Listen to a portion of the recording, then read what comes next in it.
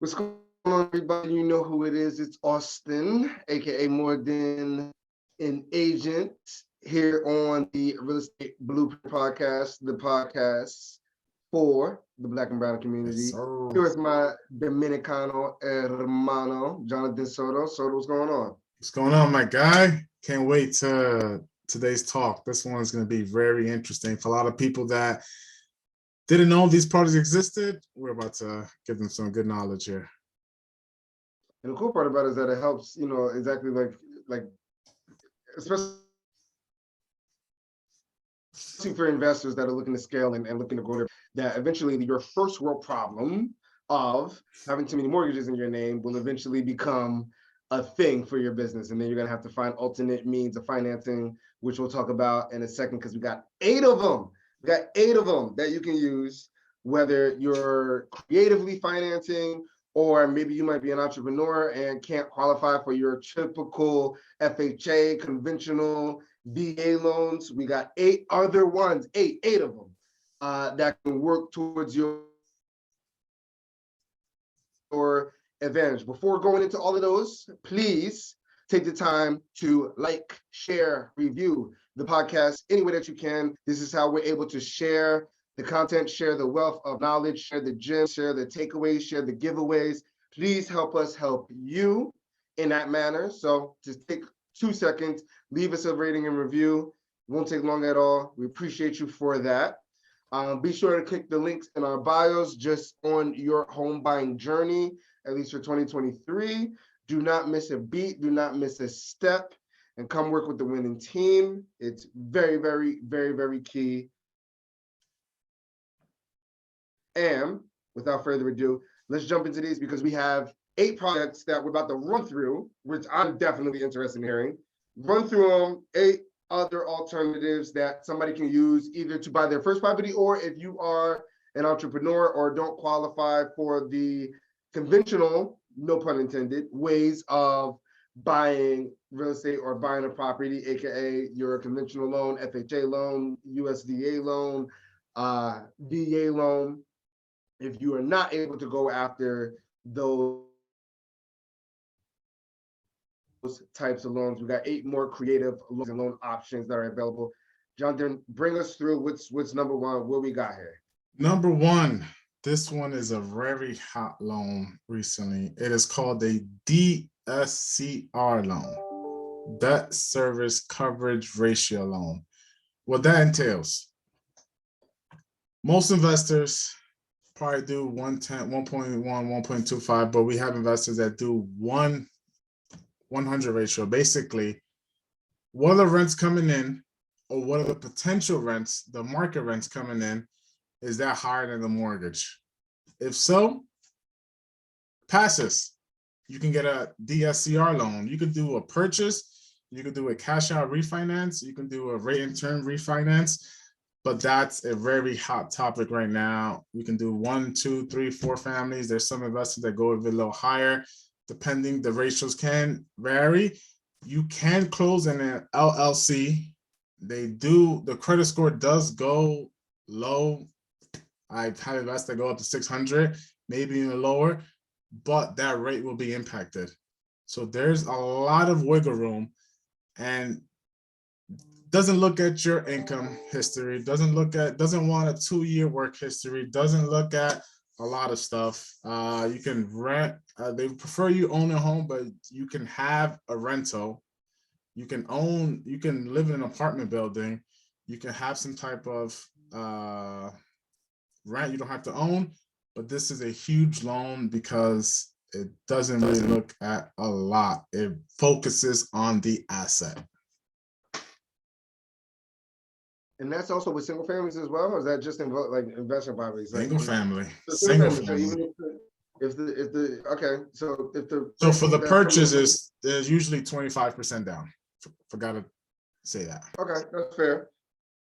But then you're only 25% down, but then they're only looking at the asset. They're not really looking as much at your personal situation.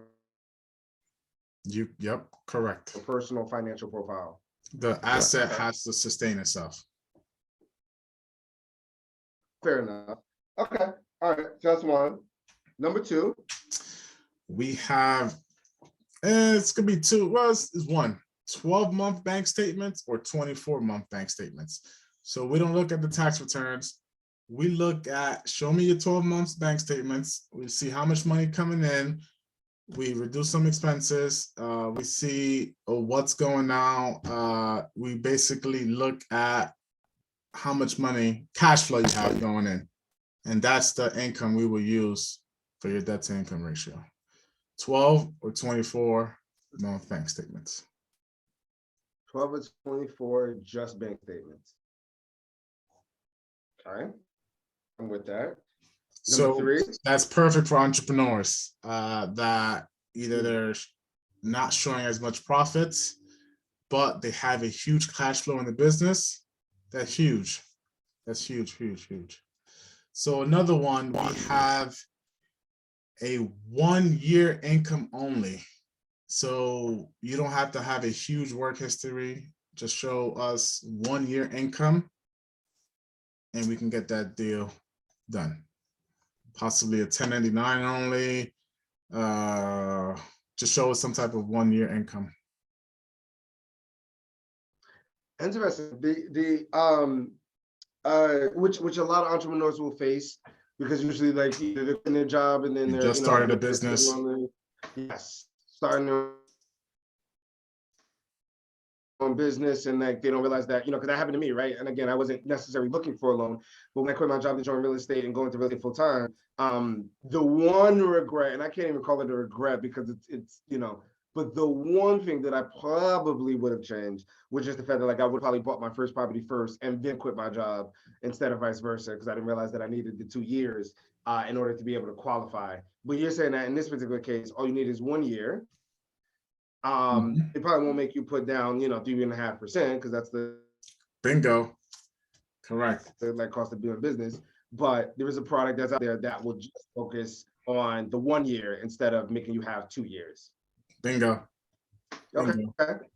So that's three. That's three. Number four. Number four, we have an employment gap. So for those conventional loans, FHA government loans, they want to see a 2 year work history. But let's say you've been working for 5 years and you have a 1 year gap, and then you have possibly 8-month work history. So we can use, they allow big employment gaps if you have justified, but depending on the gap, it's possibility that maybe the LTV may be impacted, the rate may be impacted. It's a riskier loan, but it's still doable. Okay. Okay. Let's keep this going. So that's okay. So number four. Number five. So we have a foreign national. That's for my overseas investors. We have second home, non-owner occupied, no FICO score needed. 25% down. Key. Very key for international investors. Very, very, very, very key. Yes. Okay. So a whole entire international program just in case. Now, here's an interesting question. Is that for people that are outside of the US that are looking to purchase in the US? Or, for example, if I wanted to go buy something important, buying here, Puerto Rico, I said it has can I to take be that same here. loan and go into Puerto Rico? Well, Puerto Rico doesn't count because all right, let me give you a different one because Puerto Rico is still obviously like part of the US.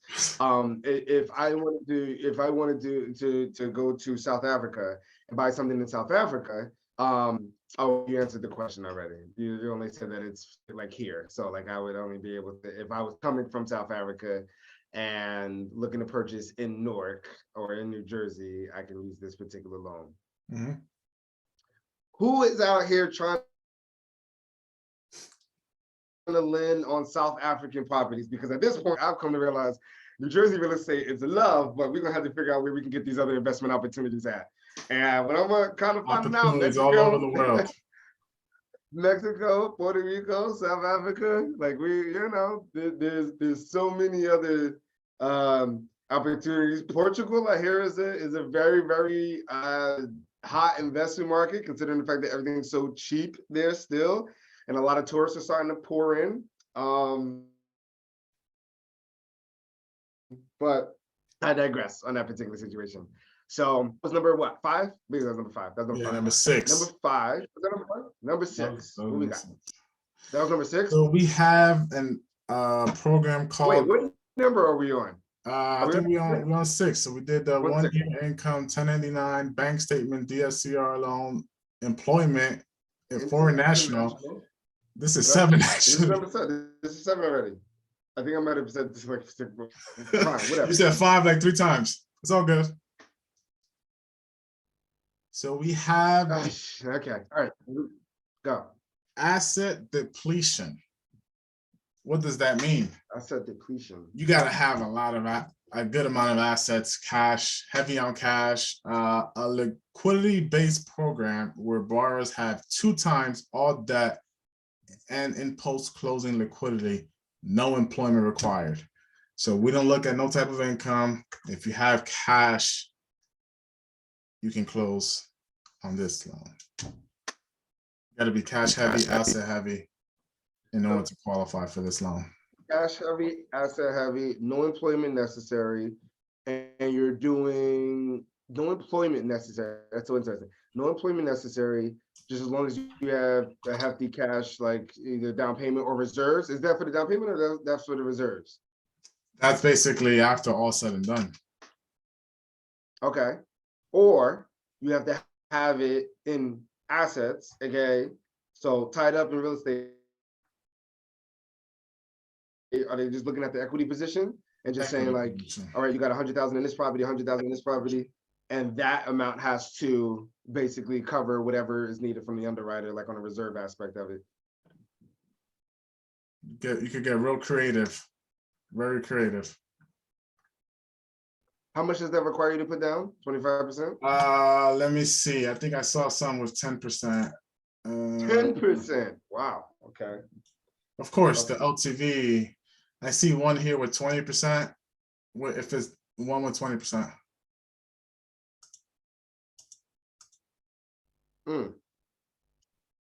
Yeah.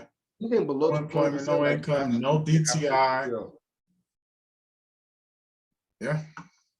Anything below 10% would absolutely be still. More power to them. They're able to like capitalize on that.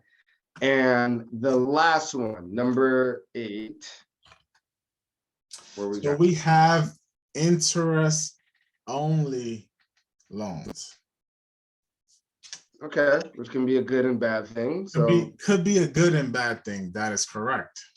Yes. Can be a good and bad thing. It can bite you in the behind if you don't do it. What does that look like? Basically, the payment, you're not paying any principal down. You're only paying interest. So the monthly payments, of course, are lower because it's only interest impacted. Now, is that for the entire life of the loan? So if you take out a 30-year loan, are you just doing interest only? Like, what does that look like as far as like the bank getting back to principal? There's different loan products for that. They have 3-1 ARMs. They have 5-1 ARMs. 10-1 ARMs for some aspects, and then I have some here 5-year 30-year terms, qualify with a 25-year amortization payment. So it's flexible. They have hybrids, yeah, so it can vary, but to your answer, they have 25 and 30-year ones. Yeah. Okay. And then okay, so for everybody that's listening, it goes for 15 years, right? If they're doing a 15-year adjustable rate mortgage or 10-year interest only mortgage, for 15 years, it'd be interest only. And then is there a balloon payment at the end of the 15 years? AKA, like, after 15 years, your total balance is due? Or does it tack into another, for the remaining 15 years of the 30-year loan, it'll be interest and principal, but it just will be a lot more considering the fact that you only did interest only up front? They have a lot of different categories. So for the ARM, just the rate will change, will go up and down with the market, depending on that period. And for the other fixed, it doesn't say balloon. I can definitely find more information. But there's a 25% down, and it looks at debt to income ratio, 50% debt to income ratio. So they're doing 50% DTI. Still though, You can get real creative. You can qualify for more because there's no principal being paid, just interest. Well, that's what some people were doing. They were starting to do interest only, or not interest only, but they were starting to do adjustable rate mortgages in order to have a favorable monthly payment for 3 to 5 years, whatever the case, with their plan of refinancing or however they, so on and so forth. And seeing where rates are at that point, right? Because rates are always going to be changing. We don't know where they're going to be in 3 to 5 years, but at least gets you into marrying marrying the property and then dating the rate. Right. I can see how it's been beneficial. Some of our clients have actually used it, and just as long as they know what they need to do on the back end, just getting ready for the end of the term or that 3-year or 5-year adjustable rate, and being ready to either refinance out or secure another type of lending program or lending opportunity, so that way you know how things are going to look for you financially going forward. But all good opportunities, considering the fact that in this particular market, we got to get creative. Everybody's financial position is different, and you have to match up the loan product with whatever you're working with, on a financial profile. And I think it's a complete, I think it's a complete win. And all these products are never set in stone. They can definitely change with the market. So there could be better loan products coming up, or they could tighten up, and some of these loan products can go away. So the non-QM world is always changing, and you got to get familiar with it as it changes, as the market changes as well. Yeah, totally understand. Those are 8. Those are 8 right off the rip, which can be definitely helpful. Are there any bonuses, or is there anything that you would throw out there as a bonus or anything like that? Or bonus? There's so many different ones. That's Josiah, yeah. Josiah, come over here, say hi. Jojo on. He can give us some game. It's the young prince on the podcast. What's up, champ? They got one that is called restricted stock units, which I'm not too familiar with. I definitely gotta get familiar with that. I'm guessing depending on the stocks, I gotta get familiar with that one. Let me see if I can do a quick search. RSU. Yeah. That makes sense. We got Ava too. They both want to come on the podcast. We got the whole family here. Listen, for everybody that has been able to see, she is the young star of all the reels that you will see on Jonathan's page. She is the absolute diva and star actor of all the reels that Jonathan posts. So just so you know, and these are the cast members. You were onto something when you said RSU. It says R eligible with history and continuance verified. Yeah, I'm gonna get more info on this. Those things. It's candy, baby, chocolate.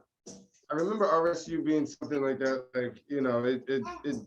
It was one thing that you had to wait until your units were actually vested and your shares were actually vested. Yeah, vesting schedule. Vesting schedule. Yeah. So that's something. There's so many different loan products in the non-QM world. I'm sure bring a deal over, we'll fit the right program for you and get creative. For everyone that's listening, there's never a shortage of money for your opportunity. There's always going to be more of a shortage of deals and properties that are out there. Once you find that property, that deal, the numbers work, so on and so forth. There is a plethora of lending and financing options that are out there, no matter what you're working with. And do not automatically think or cut yourself out of the mix just because you believe that you don't have what it takes in order to get a deal done or get financing behind your deal. It's the number one detrimental way of thinking, and I can't stress that enough. And Jonathan, even in this particular sense, we didn't give you 8, and there's way more because we haven't even touched the service on private financing and hard money, all those other cases. So we're not even touching those. And there's 8 more opportunities off the rip. So please do not think that you don't have the financial profile to get something done. Just inquire. If there's an opportunity that's right in front of you, just inquire. Because with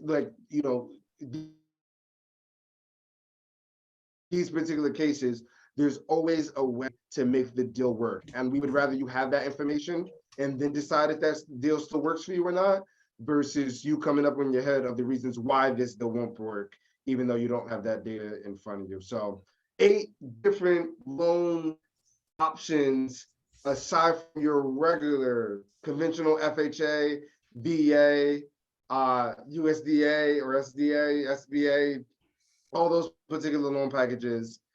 These are 8 separate just to help you be able to tackle those goals, especially that's a bonus. You just said SBA loan. That's a whole nother bonus right there.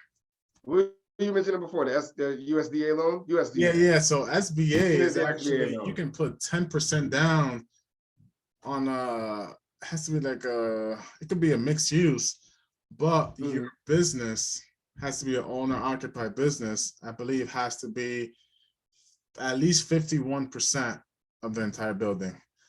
And you could buy that building with 10%. So that's like the FHA kind of for businesses, if you really think about it. 10% down. I think SBA is also 0%.